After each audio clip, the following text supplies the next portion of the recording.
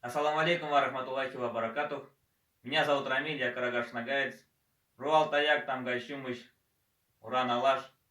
Хочу прочитать стихотворение «Я Карагаш Нагай». Я Карагаш Нагай, по Волге и Яйку, по Тереку далеким и Куме, и по Кубани, и у Пятигорья стоянки наши делали в тюрьме.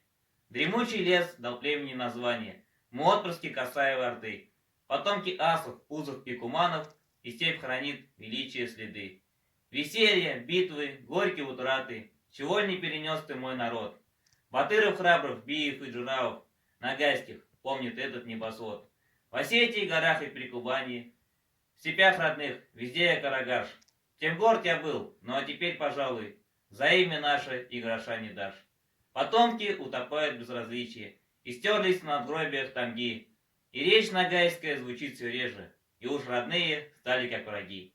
Мои родные, приложите силы, не дайте память предков прав топтать.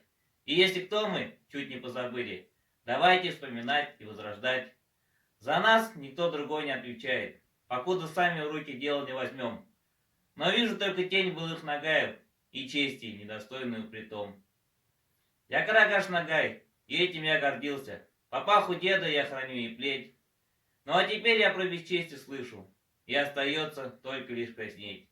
Не дайте сгинуть нашему народу. Он мал числом, и духом он паник.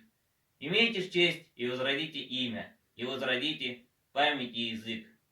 Нам никуда не скрыться от позора, и уж меня не разуверят в том, что мы не стоим даже уважения, коль сами за себя мы не встаем.